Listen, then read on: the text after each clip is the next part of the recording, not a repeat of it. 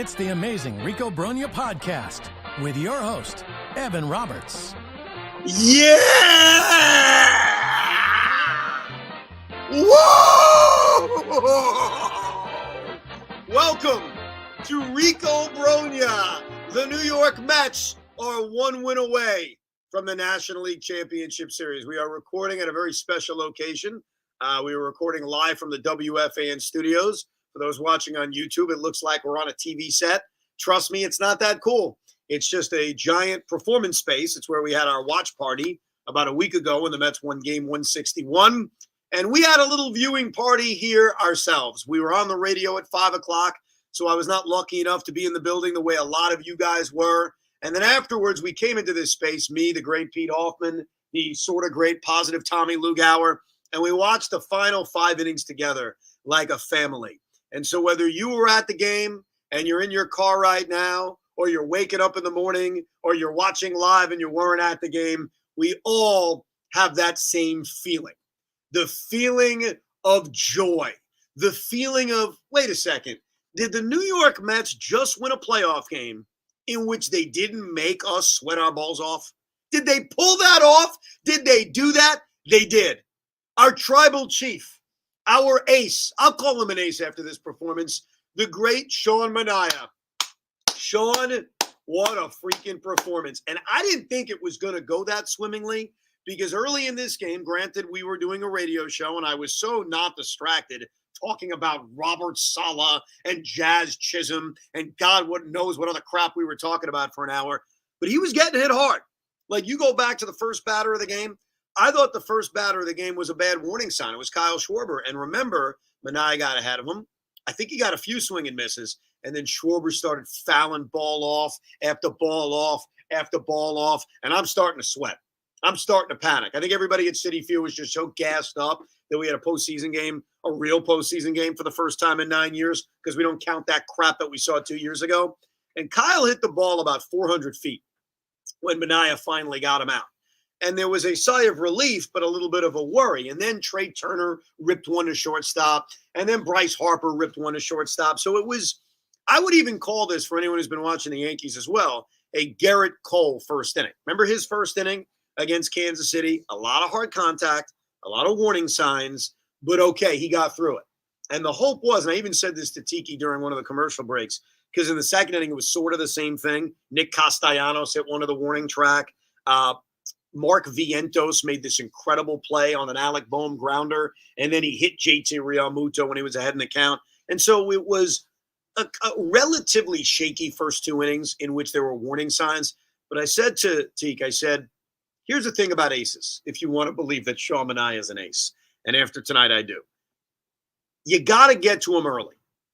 Because once they settle in, once they figure out whatever issues they've had early, they settle in, they cruise, and they dominate. And to the credit of Sean Manaea, the third inning was a little shaky too.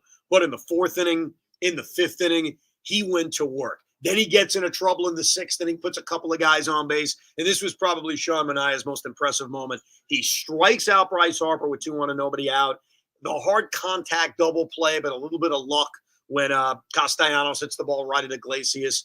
But Manaea settled down after a couple of innings in which there was a lot of hard contact and puts together this utterly brilliant performance. But he needed runs. So all of you, and you know who you are, all of you Rico listeners who decided to besmirch the name of the great Pete Alonzo, who decided we should trade Pete Alonzo. Pete Alonzo's a cancer in the locker room. Pete Alonzo's a big doofus. Pete Alonzo is whatever. That's Pete Hoffman, by the way. MVP, baby! MVP! You question him.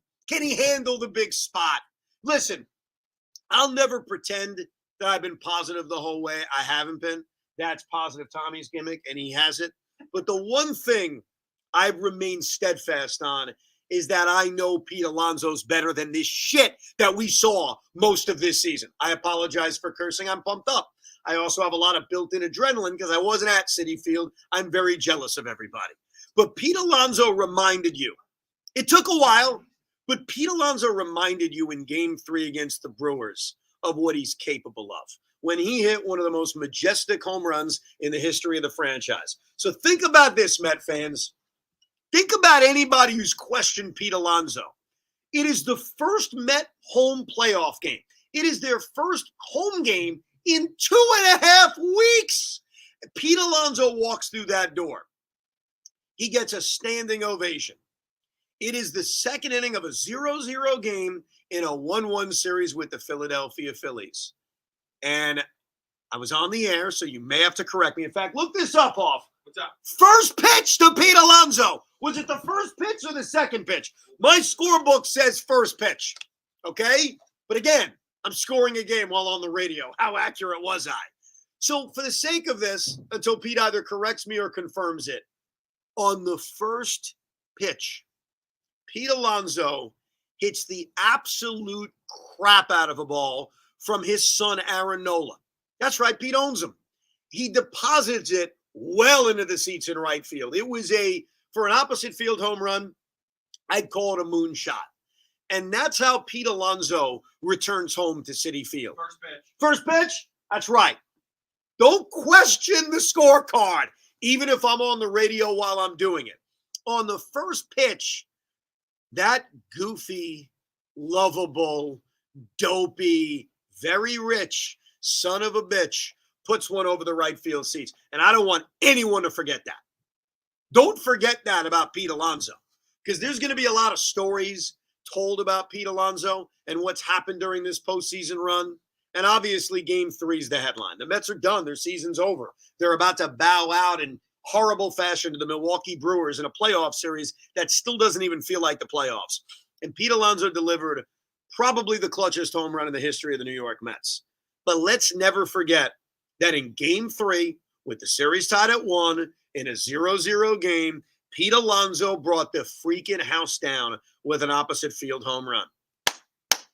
Credit to our guy, Pete Alonso. And let it be said, and I understand he can slump.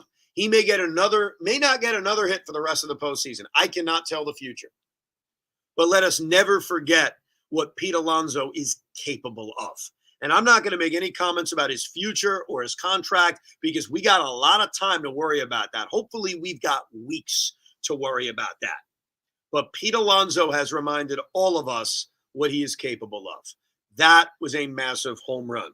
And then let me get to Jesse Winker. So Jesse Winker almost brought me out of my seat 2 batters later when also on the first pitch after Iglesias had that single, pummels one to right field. I thought off the bat it was gone. I thought Jesse Winker had delivered a 2-run home run and the roof was going to cave down on the overrated, overpaid Aaron Nola. But unfortunately, Nicholas Castellanos made a very nice catch in right field, a leaping catch, so the ball wasn't going to get out. And you could see that on the transfer, the ball plopped out of Castellanos' hand. Again, live on the air as this happened, I tried to describe it for a few minutes. Sean Moraz very nicely said, "Evan, this is terrible radio. Please move on." I thought that was a douchey comment. Would you ever do that, Pete? Never. Never. He would never say to BT and Sal, "Hey, this is boring, move on." But Sean, I still love you, bro. Kind of hurt my feelings, but I get it. But the point is, by the way, I listened back. Horrible radio. Sean was right. So I'll give that to him. But you could see he was on the transfer. And so I'm watching this live. A lot of you guys are at the game. Some of you watching live as well. And what I was worried about was what would happen to Iglesias. Like, you can't call this a double play because Iglesias clearly is holding up, asking the umpire, "Hey, is this a transfer play? You know, you're saying it's a base hit. I got to go to second base. I got to make sure I'm safe." So it really put the base runner in a terrible spot. I give baseball credit because they made it right, and they also avoided a mistake. Like, turning that into a double play would have been a baseball travesty. Calling it a base hit would have been the wrong call. I'll be the first to tell you. So giving it an out, putting Iglesias back on first base was just common sense. And I appreciate common sense. I think sometimes in sports, we don't have a lot of it. So I'm really glad because it could have been a big moment in the game, which is probably why I was harping on it on the radio for a few minutes because I didn't know. Like, my first reaction is if this turns into a double play, this could turn into a really killer moment for the New York Mets. Fortunately, umps got it right. Mets couldn't score any runs after that inning, but it was all good because Pete Alonso hit that massive home run. Winker, a few innings later, hits that bomb that gives him a 2-0 lead. Jesse Winker, for whatever reason, has a thing for these big moments. He has a thing for pissing off crowds. He has a thing for getting fans of the other team to hate him. He did that to us brilliantly for years.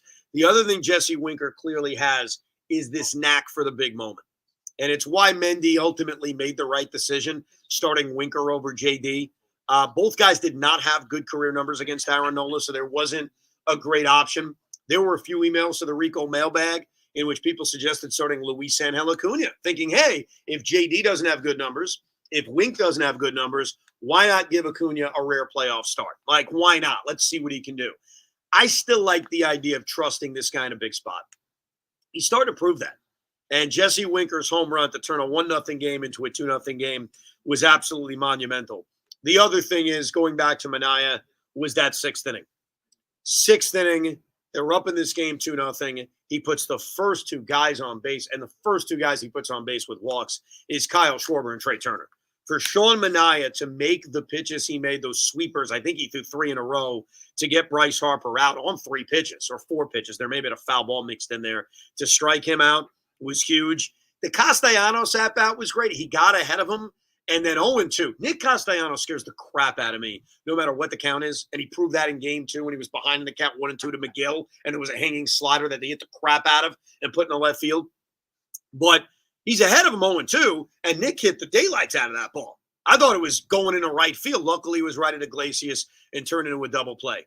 The other thing is with this offense, they get the 2 solo home runs. It's 2-0. Enough can't be said about the absolute clutchness in the 6th inning from Starling Marte. Go back to the 6th inning. It's a 2-0 game. Nobody feels comfortable. Everybody's nervous, especially knowing, hey, when's Sean coming out of the game?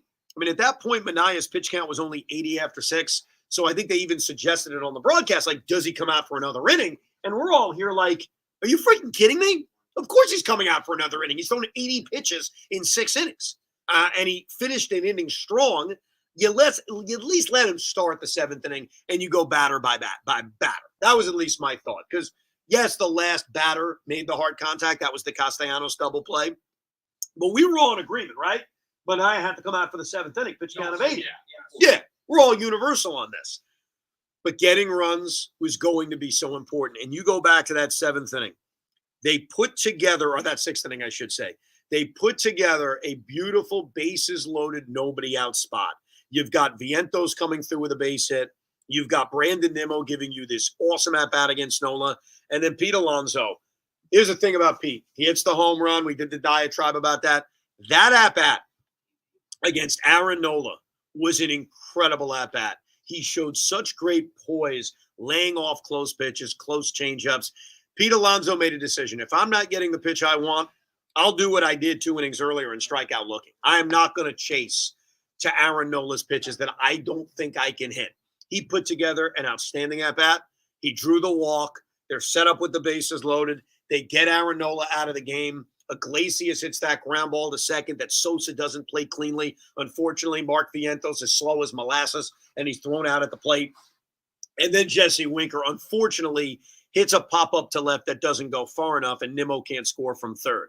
At that point in the game, honest conversation, if they don't score and it goes to the top of the 7th inning, 2-0 game, after the momentum get of the Phillies holding the Mets with bases loaded, nobody out, I'll tell you right now, I feel sick about this game. I'm not sure we win.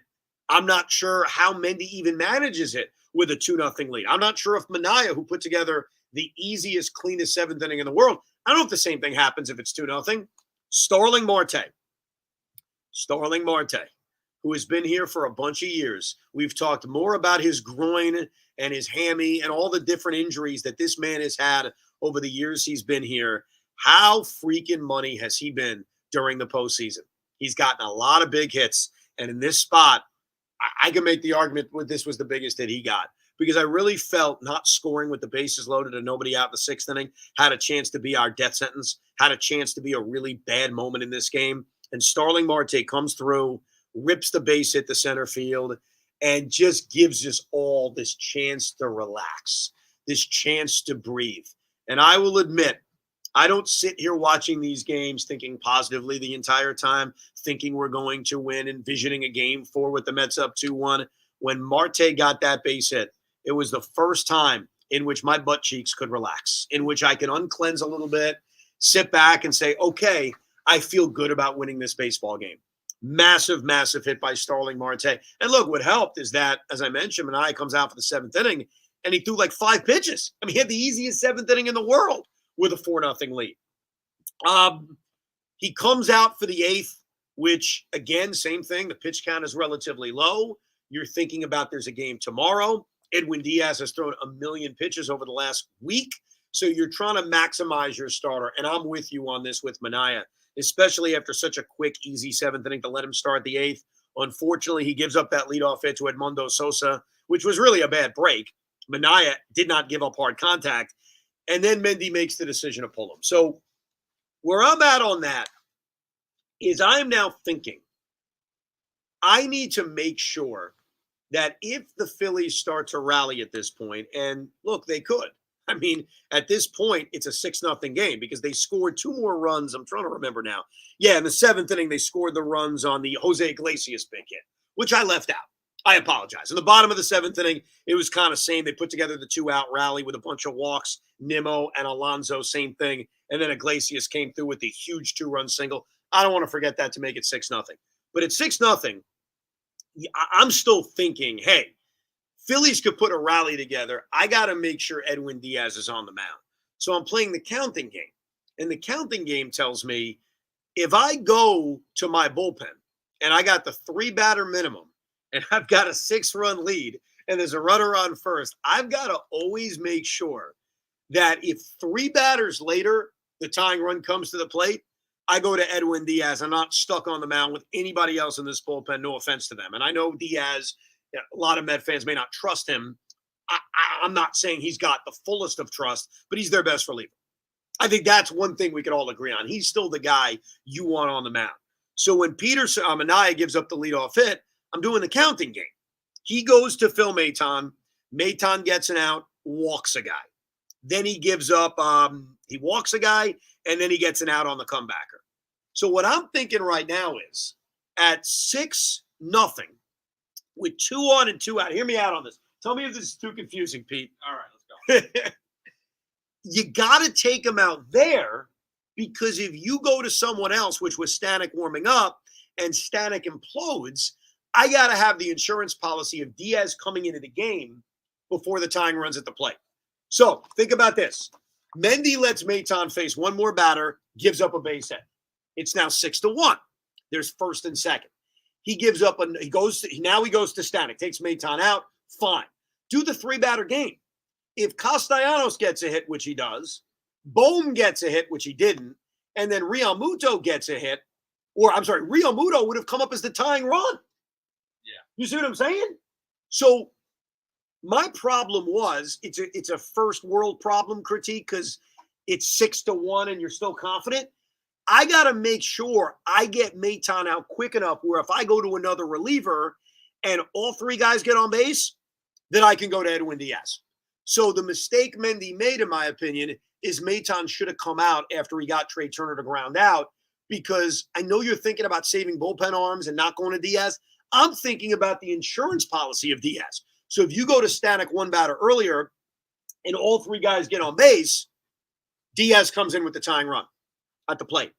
If Stanek, after he gave up the hit to Castellanos, gives up a base hit to Alec Bohm, tying runs at the plate. Batters JT Realmuto, you're stuck with Ryan Stanek. I think I explained that well. I think Good job. So that was my bullpen management thought as that was happening in the 8th inning, like break glass in case of emergency.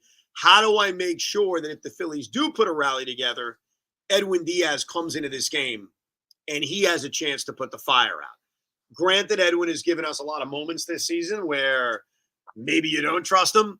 But to me, David Peterson is the only other guy that I would throw in there because he did such a good job in that wild card series game 3. And he obviously did a good job as the bulk arm after Kodai Senga, where I think Peterson has to be a big factor out of the bullpen. I really do. I understand that you may think of him as the bulk guy after Senga in a potential game 5. I think you've got more options in a game 5. And I think David Peterson could be that. I'm not saying he should be throwing 5 innings out of the bullpen, but I think Peterson to get a big out or to pitch an inning has to be on the table. With that said, Edwin Diaz is still that guy as of now in this game that you trust the most out of the bullpen. But luckily, they didn't have to use him. And luckily, after Stanek got that out to get through the 8th inning, there was a relaxed feel. Now, the ball was hit hard. It was hit outright at Harrison Bader. But nevertheless, there was that relaxed feel of, okay, I think we got this. I think we'll be able to win this game without sweating out the 9th inning too much. And luckily, that was the case. Ryan Stanek comes out, pitches a 1-2-3 9th inning, and we have ourselves a nice, clean, and tidy 6-2 victory, and we're 1 win away from the National League Championship Series. It was, how'd you feel, Pete? Come on over here. Pete Hoffman, ladies and gentlemen. I think the camera we have set up is so awkward that it's tough for us to both be in the shot. No. So This is perfect. He's sitting behind me if you're watching everybody. on YouTube. How you feeling, Pete? Dude, so first of all, a couple questions that the audience wants to know. Are you okay with Edwin Diaz maybe resting a little bit longer or keeping him on a regular, because one of the things is if being active, he's usually better. But now it's going to be a couple days that he's pitched. Even tomorrow, if we don't need him, is it better to kind of just give him as much rest as possible? I think tomorrow, thinking ahead already, because we're in a great spot where we know there's a game 5 or there's another game. Like either the NLCS starts or we have to play a winner-take-all game 5 on Friday. I would think that Diaz, having multiple days off, you can use him tomorrow, and you probably should use him tomorrow because he is better with work. Obviously, you don't want to let it turn into a 30-pitch performance. But I also think the game's going to dictate it. I mean, if you're smelling blood in game 4, you got to take it. Or you got to manage this game as if we don't want to go back to Philadelphia. So if you're asking me, hey, they're down 6-1, do you go to Diaz to keep them fresh because it would be too much time off? Probably. I think you got to talk to the player too. I mean, Edwin, I guess, made comments recently that he feels he made mechanical changes during the off day. But as far as the workload is concerned, I don't know. I'm trying to think ahead now. Like if he doesn't pitch tomorrow, you're talking about 1, 2, 3 days without pitching. I don't know. He's thrown so many pitches over the last week that maybe that's best for him. But honestly, let's worry about that when that's a problem. Because the hope is they've got a lead. They're trying to close the game out. By the way, one thing we need to do is we're recording this right after the game. Has Rob Thompson officially said it's Ranger Suarez for game 4, or would he consider Zach Wheeler on short rest? I will look that up. But right now, I mean, for them, they have to go Zach Wheeler, don't they? He's your best pitcher. So here's what makes this thing complicated. I'm trying to think about this 2 ways. If I'm a Philly fan, I probably would pitch Zach Wheeler because my thought would be I can't let my season end with my best pitcher only pitching once. And even though he's never done 3 days rest, just for the record, I already looked this up. He's never pitched on 3 days rest. The only thing he's done is he's pitched out of the bullpen on 2 days rest, which I don't know if that's the same thing. Like coming out of the bullpen in game 7 of the NLCS on 2 days rest is far different than making a start on 2 or 3 days rest. But as good as Suarez has been, I still probably would lean towards starting Zach Wheeler. But here's the crazy part as a Met fan. I think I want the Phillies to start Zach Wheeler. You know what I mean? And that's weird because you think about it from what does the other team want or what does the other team want? What is the fan base afraid of? To me, I want a compromise Zach Wheeler, and I want the insurance policy that if he does deliver the way Kershaw did on 3 days rest against the Mets in game 4 in 2015, we are facing someone who isn't Zach Wheeler on full rest, which would mean probably Ranger Suarez or Christopher Sanchez. They could come back with him on regular rest. Well, they hate Christopher Sanchez, and not for nothing. Ranger Suarez, I know in the beginning of the season was pretty lights out, but he hasn't been that great to end the season, and that just is signs of a guy that's tired. So comfortable with that. Let's go. Well, let's see it. Well, when check out if Rob Thompson's met the media on that. Obviously, the bet decision is very simple. Jose Quintana will try to eliminate the Phillies in game 4. Game 5 is a mixed bag, and obviously, right now, as Met fans, we don't want to think about a game 5. We want to hope a game 5 never happens. But in the back of my mind, I kind of lean towards Senga, Severino, and Peterson as my three major weapons in a game 5, assuming they don't use a lot of David Peterson in game 4. I said that before. I would absolutely make him a bullpen factor in game 4. Big out, Bryce Harper, 7th inning, because who knows what Jose Quintana looks like in this game. I don't know if he's going to give us a tribal chief Sean Manaea kind of performance, but one can only hope. Quintana's obviously been great recently, put together the scoreless streak, threw a hell of a game in a game 3 against Milwaukee. Quintana, you never know. Maybe he delivers a performance like that. But I do like the idea of Peterson being a weapon out of the bullpen in game 4. And then in game 5, he probably wouldn't be a bulk guy if he pitches in game 4. But why couldn't he be available? There's an off day between 4 and 5. So I don't think it eliminates the possibility of Peterson being available. But I think that Senga, Severino, Peterson are like the 3 different weapons you're going to throw at the Phillies in a potential game 5. Obviously, game 4 is all about Jose Quintana. And look, we have a mixed history in this divisional series. We win every division series, but sometimes we've had to go back to a game 5 on the road like 2015. But in 2000 and in 1999, this franchise was able to close it out in a game 4. And those were incredibly memorable moments. Against Arizona, it's just Todd Pratt hitting a walk-off home run to send the Mets to the NLCS. Against the Giants, it's Bobby Jones throwing maybe the greatest pitching performance in the history of the New York Mets, a one-hit complete game shutout to send the Mets to the NLCS. And obviously game 5 wasn't a game 4, was the Jacob deGrom balls of stone, Jairus Familia 6-out victory in Los Angeles, Daniel Murphy doing amazing things. The other NLDS we were in, we all forget about, that was the sweep of the Dodgers in 2006, which honestly, does anybody remember anything about that series other than 2 guys score? Paul LaDuca tagging 2 guys out at the plate in game 1. Like that's literally it. I'm trying to think. Like El Duque got hurt, so he couldn't pitch, and then we swept the LA Dodgers in 3. And when they beat the Dodgers in game 3 in LA, it was the same day the Yankees got eliminated by the Tigers. Those are the memories of that DS. It's a very forgettable, but forgettable DS. Obviously, this has been a war. We know about what happened in game 1. We know about what happened in game 2. This was actually the only comfortable victory they've had. But I warn you about the Phillies. I'll do this now. I would have said this to you in the middle of game 2. I have a lot of respect for them. I may not have a lot of respect for their fans or the talk show hosts on the other radio station in Philly. Those guys I may not respect. But the Philadelphia Phillies are a very good baseball team. Zach Wheeler is a legitimate ace. Bryce Harper, a legitimate stud. Nick Castellanos scares the crap out of me. Like, the Phillies are legit. They are the most talented team in baseball, in my humble opinion. They also aren't going to go down easily. We saw that in game 2. Mets are up 3-0. They're making it look easy. Sevy's dominating. But in the back of my mind, I remembered what they did last year and really what they did a year before that in 2022 when they came out of nowhere and they got to a World Series. I do not believe this team is just going to be easy to beat. Like, the one thing I don't think is going to happen is we're going to have a party in game 4. I hope I'm wrong. I hope they do go down meekly for a myriad of reasons, not only because it'll make our lives less stressed, but because those fans in Philly, they will turn on this team the way they've turned on the Sixers. Like, think about this. There's a reason why New Yorkers invaded the Wells Fargo Center as easily as they did in the Knicks Sixers series, because Sixer fans hate the Sixers.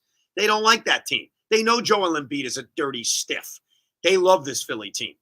What we have a chance to do by beating them, especially beating them convincingly in game 4, is to take all those frauds and have them take their knives out and stab it right into the back of Kyle Schwarber and Trey Turner and Nick Castellanos, all the hired guns, which is all what they are. The Phillies are a bunch of hired effing guns. That'll get the city to turn on them, but more importantly, because we're going to win.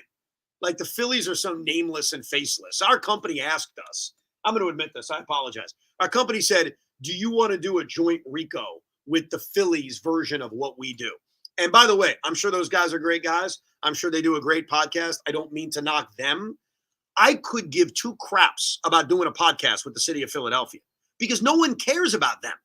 Like, honestly, Like, and I don't mean that as disrespect. They shouldn't care about us. They do because we're the big city. I don't care about Philadelphia. They are a nameless, faceless opponent. The only reason it was so exciting was that the travel's easy. Like, who doesn't mind traveling only 2 hours to go to a game? When we beat the Phillies, if we beat the Phillies, let me go with. If we beat the Phillies, it's on to the next. Dude, it's on to San Diego or LA. That's it. Like, it's not about, oh, we beat Philly.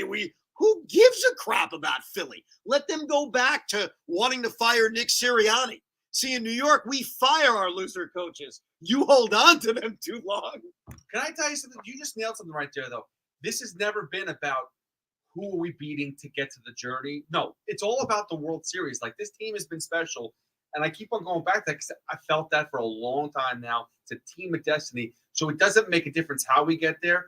We're just going to get there. Well, I hope we're going to get there. I appreciate that confidence, but the Phillies are a nameless, faceless opponent. Yes, they are. As much as I take personal shots at them, I think it's just fun. But guess what? If we play the LA Dodgers in the NLCS or the Padres, we'll take shots at them too. But at the end of the day, it doesn't matter. It's just about getting to the ultimate location. Even though Ranger Suarez is the face of the Phillies tomorrow. So Ranger Suarez is making the start. That's what they announced that before the game started. And so no change. No change. Okay. I think what scares me about it is the possibility of having to go back to Philly and face Wheeler. And I think that's why, as a Met fan, that my perspective was I hope they make that change, because not that the Mets can't beat Wheeler and Philly. I think they can, okay? I do think they can. But this feels a lot like the Arizona series in 99, where there's that specter of Randy Johnson in a fifth game in which, yeah, they can win. The Mets beat Randy Johnson, if you guys remember, back in game 1 in 1999. But it's the idea of, can they do it again? Like, it's not an ideal situation. We will be an underdog. So he's the looming specter in game 5. We just got to beat Ranger Suarez and move on. Oh, but let me just say something about Zach Wheeler. We didn't beat him in game 1. We did. We beat the bullpen. We outlasted Zach Wheeler. Yeah. That's a good point. And we sort of did that against Randy Johnson. Like, we scored a bunch of runs against him, but they beat Bobby Schwannard, I think, with a grand slam. But no, you're right. Like, we didn't beat Zach Wheeler. We won the game Zach Wheeler started for 2 reasons. We got excellent pitching by Kodai Senga, David Peterson. Like, they did a great job in the bullpen. And we just destroyed their bullpen. Like, we outlasted Zach and got him out of the game. And, you know, I went on WIP today because they're desperate for content. So they put a loser New Yorker on. And while I was on hold, I heard their caller, like the Philly fan. And it was so funny. We're so different but the same. It was this senior citizen who was complaining that the Phillies took Zach Wheeler out way too early. And Joe Giglio, who's a good dude, I respect him, was like, he threw 111 pitches. What do you want? And I'm thinking to myself, he's right, but in a game 5, he's probably throwing 120 pitches. Well, you know what I mean? Like, it'll be different in a winner-take-all game 5. Well, that's the whole thing I heard about Edwin Diaz. But I'd like to shift to Diaz for a second again. Yeah. Everyone was complaining to me. Do you know how many pitches Edwin Diaz pitched in a span of like 7 games? 135. I don't care. It's the playoffs, right? Right. I think there's a difference between it's the playoffs and our season's on the line in this game. So Edwin Diaz, game 3 against Milwaukee, sure, all bets are off, right? Edwin Diaz, game 1 or game 2 of the division series, trying to get that right, you're thinking long game. So I think that's what the difference is. In a winner-take-all game, like, who cares how many pitches you throw? You're not thinking about anything but saving your season. So I think that is the one difference. We want to do some emails? Do some emails. Let's go. All right. No voicemails today, just emails. Nancy writes, we stopped Nola and the Phillies. You got to believe, Evan. My positivity has been working thus far. I'll be listening to the podcast tonight. That's positive, Nancy. She took Tommy's gimmick, ran with it, and she's very, very positive. This guy, Ralph, is upset that we're doing the Ricos right after the game. I want to read this one because it's an interesting point.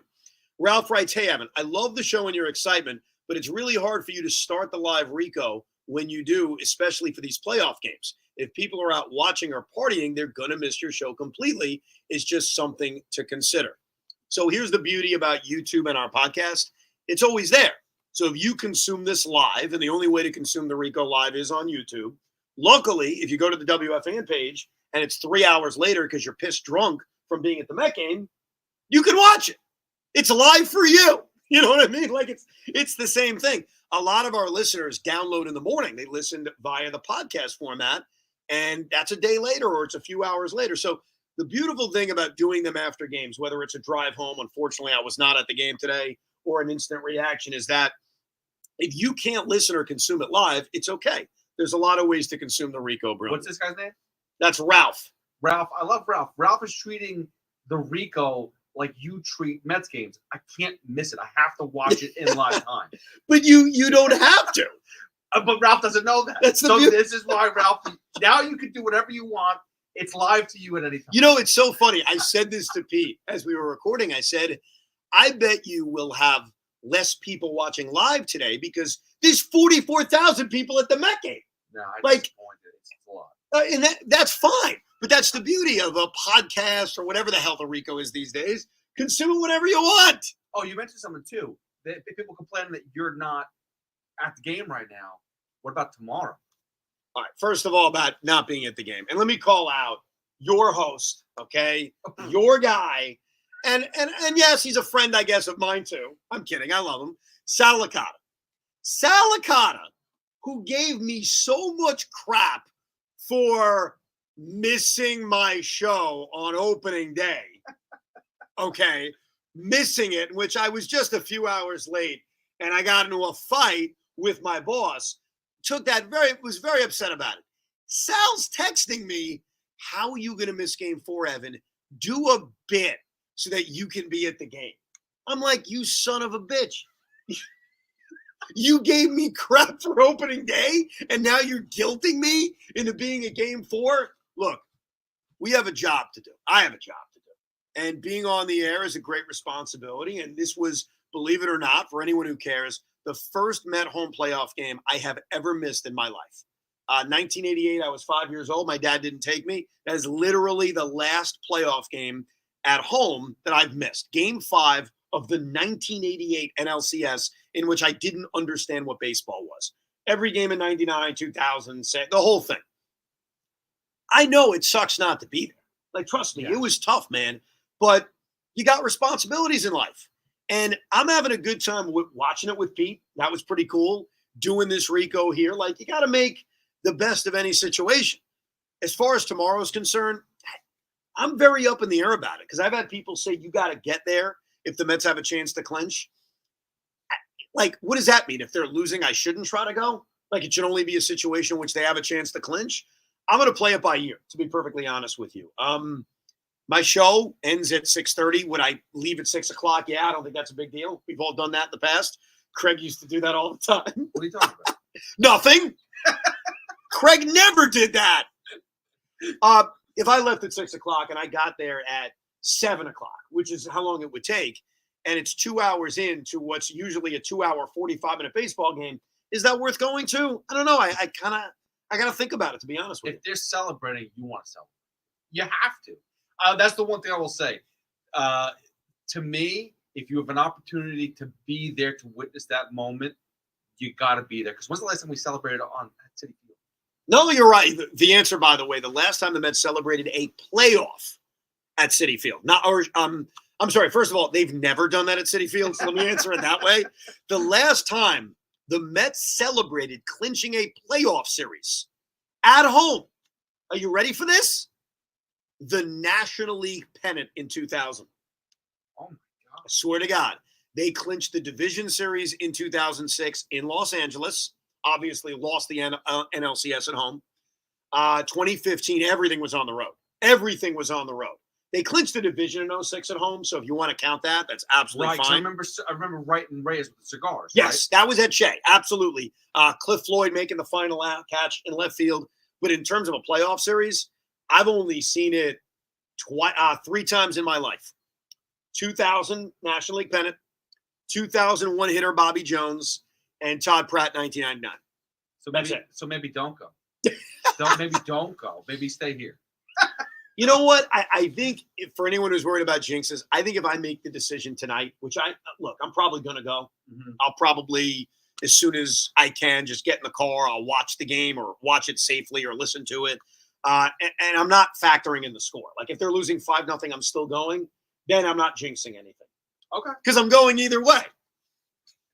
By the way, philosophy. I got to find this guy's email. So once I knew I couldn't go to these games, I sold my tickets. And I deserve to sell these tickets because as a season ticket holder, this year was a bloodbath. Did very, very bad financially. Not that anybody cares. So I'm selling the ticket to the highest bidder. Like, what do you want me to do? I load them on SeatGeek, and that's it. The guy who bought the tickets figured out it was my seats and wrote me a very nice email about how he was honored to be sitting in my seats for this playoff game. And it was a very kind email, and I really appreciate it. But all I could think about was how much money he paid. I felt so bad about it. Did you carve your name into like the seat somewhere? Is that how you figured it out? People when you're a season ticket holder, everybody's family. So everybody in 318, 317, we're all family. So I'll try to get to that email. Let me get to a bunch more. Rob writes, big win today, the entire team. It feels like everybody contributed. With that being said, it's time to look forward to game 4. I think the idea of pitching Edwin Diaz in a 7th inning has gone and sailed. I don't care what the situation is. Let's roll the dice, bring in Budo or Peterson or anybody, but no Edwin Diaz in the 7th inning. Thoughts? I disagree. I still think that if the game is on the line in the 7th inning, I am choosing to have Edwin Diaz on the mound in the biggest possible spot. That's me. Alex writes, 27 outs to the NLCS. Pay Manaea, Alonzo a Met for life, Winker, Marte party, Taylor with the amazing defense. The only worry is our bullpen. Yeah, and a part of that is why I want Edwin Diaz in the biggest spot of the game. So, yes, I think the bullpen is definitely the biggest worry. You want to hear from Negative Dan? Oh, I'd love to hear from Negative Dan. You can't go podcast without Negative Dan. Can they close? All year, and even going back to just less than a week ago, this team's MO has been not stepping on people's throats and finishing a series when there's blood in the water. They can save seasons and salvage series better than anyone I can remember. But when they have someone on the ropes, they can't just seem to carry through with the knockout blow, which is why this whole season, I would say, they are addicted to putting their season on the line just so they can pull off the magic grimace rabbit out of their Haktua ass. It's absolutely insane to me that this team is one win away from the National League Championship Series, and I only have 3 letters that pop into my head when I think about this season and where they are. And it's not OMG. It's HOW. How? Look, in Negative Dan's negativity, he is right. This team, whether it's the regular season and what they caused us to have to go through, whether it's the Milwaukee series, they have had a very difficult time of just finishing the job when they've seemed like they finished it. I mean, they're up on the Brewers with a lead in the 8th inning. Finish the job. They go to Atlanta, win a game. They lose the 1 game. They go to Milwaukee. They lose 2 in a row. Finish the job. And look, he's right. The Mets' MO, if we believe that the Mets are going to continue their MO, they're going to lose at Citi Field on game 4. And then they'll win game 5 out of their ass. That's that. So, look, ultimately, just get to the NLCS. I don't give a crap how you do it. But he is right. Their MO tells us they're not winning game 4. That they're going to sweat us into a game 5 in Philadelphia. All you got to do is win 1. That's all you got to do. You did that with Brewers. You did that with the Braves for the doubleheader. Just win 1. That's all we need. That's it. Scott Stern writes, this is Pete Alonso's best 4-game stretch of the season without question. You know what's funny, Scott? It probably isn't if we did a deep dive, but in terms of the need for what he's done, then yes, it's the best 4-game stretch of the season because the season was over if it wasn't for Pete Alonso. Yeah, I think he's batting 222 still, right? Like he's not really hitting the cover. He's hitting the cover off the ball when he hits the ball. We have an email from Positive Tommy. He loves to chime in now with the emails. He left? I think he left. He was watching the game with us. And I say this about Positive Tommy. He does remain positive with the shtick or the gimmick or whatever it is throughout games. So maybe he's living the Positive Tommy lifestyle. Maybe that's what we have to do. Maybe it's not a gimmick. Maybe he literally is just positive now. He's a happy guy. He seems happy. Because if you're one of those radio hacks, and I'm not saying he is, but if you're a radio hack and you have a gimmick, you don't live it all the time. Tommy, to his credit, is living either the gimmick or he's legitimately that positive. And he seemed very positive today when the Jets news broke. Well, that's because he's a trolling douche. That's the problem. Positive Tommy writes, the Mets did what they always do, and that's follow a gut-punching loss with a great win. What a night, what a moment. And now we are 1 win away from the National League Championship Series. I believe in the power of positivity. I believe in Positive Tommy. I will lead us. Do you believe he's leading you, Pete? No. But there was no storyline there? No, let's finish the story, because there's a lot of stories, by the way, you can do here. There are a lot of them, yes. Do you want me to go through it really quick, or no? Is we jumping too far ahead? Hit me the stories. Go ahead. So, first of all, when the Padres beat the Dodgers, it's going to be revenge from 2022 for the Mets. And then when it comes down to any team in the American League, obviously, if the Mets have to play the Yankees in the World Series, we know how that goes. It's just a Subway Series. The Detroit Tigers, we should have beat them in 2006. Boom. The Royals, revenge from 2015. Boom. Or the Cleveland Guardians, who Francisco Lindor, that's his old team. So, okay, the Cleveland one I can't buy. Why? Because who gives a crap that they traded Francisco Lindor? He's ours now. I know, but he didn't win with the Guardians or the Indians at the time. I think it would be more them wanting to beat Lindor and us, but I'm with you about the Royals, obviously. I've said this before. I know most people don't agree with me. I think I'm more bitter about the loss to Kansas City than I am the Yankees. Mm-hmm. Like maybe the recency, maybe I was older, so it felt more desperate. So I'm with you about the Royals. Obviously, the Yankees, not going to get to that. It's obvious. The Detroit one's interesting. It's the should-have-been World Series from 2006. But yes, you're getting way far ahead of yourself. Jose Benitez. This is going to be a rough email that Jose Benitez wrote, but I do need to read it. He curses in it. So am I allowed to curse? Yeah. I'm going to clean it up. I'm not in a cursing mood. You effed up missing this game. I teach in Corona, and I waited around keeping busy after work in hopes of cheaper tickets. I check at 3:30, and I got seats in section 105 for $200, a steal. Like an idiot, I tried to find parking closer after work, only to find my exact spot on 102nd Street 25 minutes later, and I took the 7-1 stop. I caught a bit of you and Tiki when Positive Nancy called. Feel like since that moment, the stadium has been insane. I keep seeing how electric it is in here, over and over. This isn't like 2022, when it was over before I bought my drinks in the Coke corner. Oh, my God. I really hope you're here tomorrow. I sat next to a 12-year-old boy who was here for his first playoff game. Man, it was great. Hoping to be here tomorrow. I want to say, hey, if you're here, long time, long time. Jose, when you say you effed up, it makes me feel horrible. It does. I think that the decision I will make as this pod has gone on is I'm going to do my show. I'm not doing it. And I think at 6 o'clock, which is fair, one segment early, I do admit, I will skip out. I will drive to Citi Field. Hopefully that gets me there in a reasonable amount of time, but you never know. Hopefully there are no presidential candidates in New York City. And I will plan on attending the latter part of Game 4, win or lose. So it's no jinx. This is not about seeing them clinch. This is about at least being in the ballpark for a few innings. But I do have one problem that maybe somebody can alleviate. Do you know what that problem is? I don't have tickets. My tickets are gone. Now, I'm not asking for a free ticket because luckily I have a press credential, and press credentials can get you in the building. But once I get in, where should I go? Is there anywhere to go? Should I go standing room in the 300s? Should I like what? I don't know. I don't know what to do. I got to be honest. Any ideas? This could be a really good we could put a poll out, but this could be a really good show tomorrow of where should Evan celebrate. Yeah, where should I go? Like which this section gets Evan Roberts celebration? Does someone have an extra seat? You don't have to send me the seat. All you got to do is tell me where it is, and I can go in. Otherwise, I guess I'll stand in the standing room area. I don't know. Sal Licata's going to be there. You should go hang with him. Yeah, but he doesn't have an extra seat. No, but I mean, you could go in the press box. He's going in the press box? Yeah, why not? I thought he had tickets. I think he has tickets. You're right. No, Sal's got tickets for these games. Look, if he had an extra ticket, great. But I already sold him. And I don't have regrets about that. Because sometimes you got to put the drug away. You got to flush it down the toilet. Oh, boy. This was unbelievable. This was amazing, but we need one more victory.